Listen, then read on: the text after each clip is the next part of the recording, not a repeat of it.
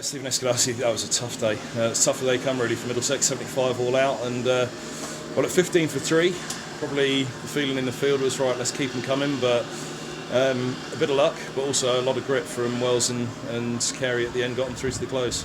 Yeah, a hugely disappointing day for us. Obviously after a few weeks away from red ball cricket, like all sides, we were looking to make a statement here on the first day. Hats off to Ollie Robinson, that's probably one of the better spells you'll see in first class cricket with just enough on offer. But we've got to be better than that, we know that. We're hugely disappointed with the day. But we've come back from situations like these in the past, and our destiny's in our own hands the next few days. I mean, it was an incredible spell, wasn't it? Eight wickets, and that's why I've had to drag you out, because you were the one that managed to hold him off longest. I mean, 24 runs, but the ball's faced against him. What was it like, that spell from Robinson? Yeah, pretty old-fashioned, good red ball bowling. Nothing too special about it, just hit the same length over and over again, and there was just, that sort of width, seam movement there on offer, and he was just relentless on that length. So an incredible example for, I think, any seamer that was here today. If you persist on a length like that and a wicket, it's going to give you a bit of assistance. I mean, make it really difficult for us. As you said, 15 for 3, we thought we could nip 4, 5, 6 out tonight. Could make it interesting next couple of days, but yeah, it's all ahead of us now. I mean, you look back on the shot selection, and actually, usually in a T20 season that we're in the middle of this, and then the team gets rolled for 75, you often are looking at the shot selection. It wasn't so much that though, was it? He did bowl Middlesex out, but was it a case of it is a shock to the system as well when you come in from a T20 season, like you're coming in at the moment, drop into a match like this and you face a spell of red ball bowling like that it's just relentless? Yeah, I think fundamentally we can look at it whichever way you like, and we just weren't good enough today with the bat. I don't think if you get caught the second slip with a big drive or nicking one, you don't walk off as a batter thinking, I'd rather block one that goes second slip. Either way, you've made a mistake, you've been out bowled. So I think fundamentally in the second innings, whether it is that positive attitude, we might have to go a little bit the other way, because what we tried today certainly didn't work.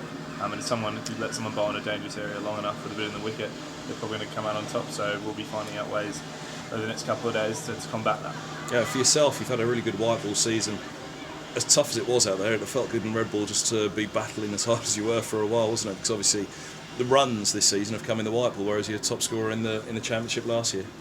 Yeah, disappointing for myself so far in red ball cricket. I feel like I'm playing as good a cricket as I have been all year, so it was a little bit disappointing today to get in, I guess, and get out. But I'm comfortable in my own game at the moment, so I'm pretty confident there's a big one just around the corner. And like all the top 5, 6 batters, you want to be the person that sort of drags us out of this little top order rut. So yeah, trying everything these next couple of days to get back into the contest. A few early polls first thing, try and get back into this particular contest. Middlesex need a big morning session, don't they? And then obviously a big day with the bat as well, because it has to be the stark contrast to the first. Yeah, a bit of freshness in the wicket. Hopefully, we can fly in there and get a couple of poles in the first day and put them under the pump.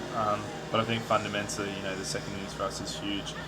If we can get 300, 350 plus, give ourselves something to bowl at back into the game, then outstanding. But we can't look too much further than our noses in this contest, and that first hour is hugely important tomorrow, and then taking it over by over, getting guys into their second and third spells with a stick is hugely important as well. And obviously you go back to the toss at the start of the day. The sliding doors moments, if you could turn back time, Middlesex would have been fielding first, but that's the calls that get made sometimes. Yeah, a very difficult one. We came to the ground, the wicket had been out in the sun for 3 or 4 hours actually, while we were waiting for the ground to dry, and it was a good colour. So, us as the batting group, we need to start taking more responsibility, and we thought today was a great opportunity with the sun out to do that. As I said, it didn't do all sorts, it did just enough, and sometimes when the ball does, half a bat's width off the seam, that's when you find yourself in trouble. But I said some good bowling, a little bit of assisting conditions, and a bit of a perfect storm. So I think if we had our time again, would we have done it differently? Cricket's all about hindsight really, but probably sort of been a little bit better prepared for what was to come.